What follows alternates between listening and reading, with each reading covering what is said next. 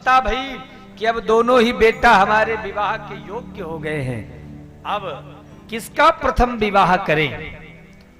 तो बात समझ में आई कि दोनों ही, चाहे कार्तिकेय हो या गणेश हो, दोनों हमारे प्राण प्रिय हैं। तो क्या करें, किससे वार्तालाप करके किसको पहले पूर्व में विवाह के लिए आगे बढ़ें, या किसको जोड़े, या किसका विवाह करें।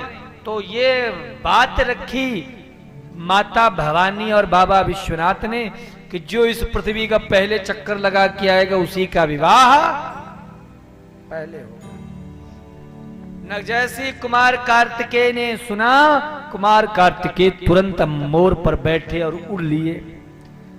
गणेश जी महाराज भगे, लेकिन किलोमीटर 2 किलोमीटर बाद महाराज थक गए। चूहा को देखा तो चूहे की ओर देख के उन्हें खुद दे आई कि इस पे बैठूंगा, ये बेचारा कितना भगेगा। अब गणेश जी क्या करें। तो महाराज हमारे गणाधीश गजानन गणपति आहा तुरंत दौड़ करके आए।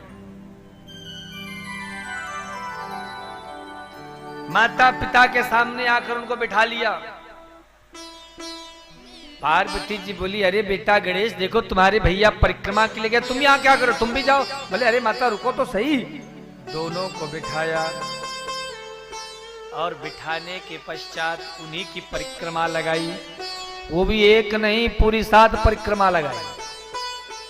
और फिर कहने लगे, चलो पिताजी अब मेरा विवाह करो। क्या मतलब।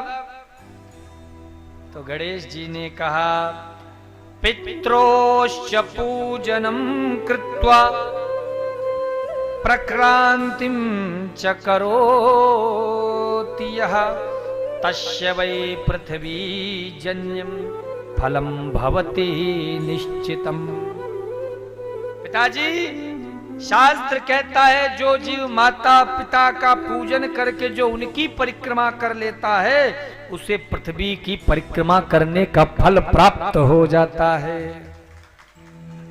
जो माता पिता को घर में छोड़कर तीर्थ स्थान जाता है उसके लिए वह वैसा ही पाप कहा गया है जैसा दोनों के वध करते समय पाप लगता है।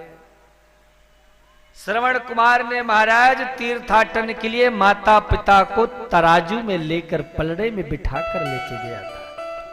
इसलिए माता पिता को जो बालक तीर्थ कराता है उससे बड़ा भाग्यशाली इस संसार में कुछ नहीं है।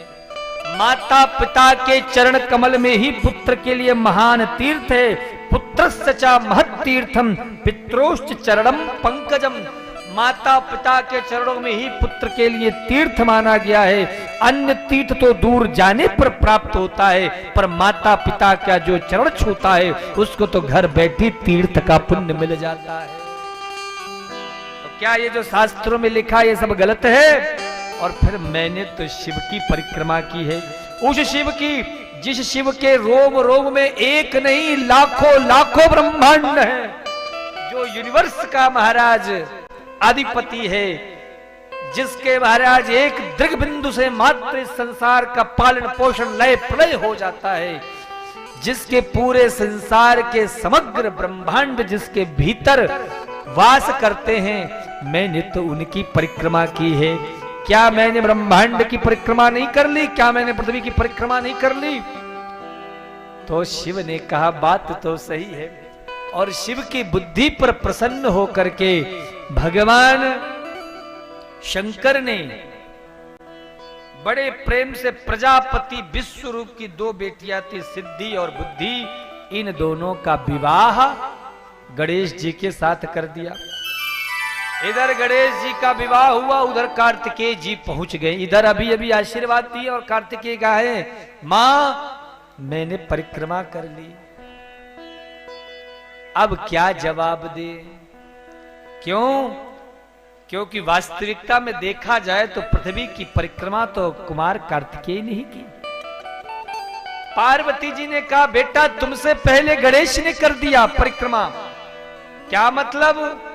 तो जैसी पार्वती जी ने कहा तो कार्तिकेय ने कहा, पिताजी गणेश ने तो बुद्धि से परिक्रमा की है, उसने बुद्धि का प्रयोग किया है, लेकिन मैंने तो कर्म किया है। क्या कर्म की कोई महिमा नहीं है?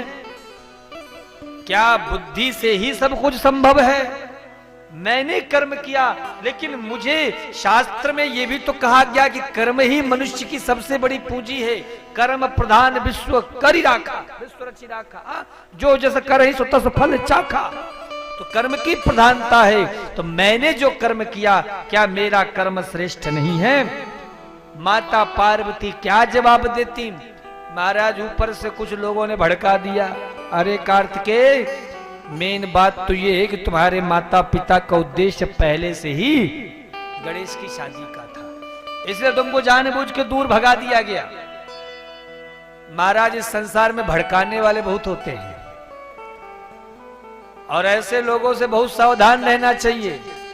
जो आपके सामने आपकी बड़ी तारीफ करे ना, सावधान हो जाओ, जरूर दाल में कुछ काला है, गड़बड़ है। तुरंत महाराज कार्तिकेय जी ने कैलाश को उसी समय छोड़ दिया और संकल्प ले लिया कि अब मैं कभी जिंदगी में इस कैलाश में कदम नहीं रखूंगा। ऐसा संकल्प लेकर के कुमार कार्तिकेय वहां से चले गए मामा के यहाँ। पार्वती जी ने बड़ा समझाया, लेकिन कार्तिकेय भगवान क्रोध में भरकर क्रौंच पर्वत में ही चले गए। बरसों बीत गए। एक दिन माता पार्वती को पुत्र की बड़ी याद आई। तो कथा आती है कि पुत्र की इतनी अधिक याद आई कि हर पूर्णिमा को माता पार्वती कार्तिकेय भगवान के पास और हर अमावस्या को भगवान भोलेनाथ कहां? मल्लिकार्जुन में, जो ज्योतिर्लिंग के रूप में महाराज विद्यमान है दक्षिण भारत में, वहीं पर प्रकट होते। और हर कार्तिक पूर्णिमा को वहां माघ मेला जैसा कुंभ लगता है। और हर महाराज कार्तिक पूर्णिमा को जहां पे समस्त देवी देवता आते हैं एक दिन के लिए, समस्त तीर्थ आते हैं। और हर पूर्णिमा को भगवान माता पार्वती और अमावस्या को भगवान शंकर उसी लिंग में, जो ज्योतिर्लिंग जिसको कार्तिकेय ने शिव और माँ की या माता और पिता की याद में जिस लिंग को बनाया, उसी पर स्थित है। मल्लिकार्जुन नाम भी इसीलिए पड़ा। मल्लिका का अर्थ जो बड़ी सुंदर हो स्त्रियों में, और अर्जुन जो पुरुषों में श्रेष्ठ, उसे अर्जुन कहा गया है। इसीलिए उस ज्योतिर्लिंग का ही नाम मल्लिकार्जुन पड़ गया। बोले मल्लिकार्जुन महादेव की।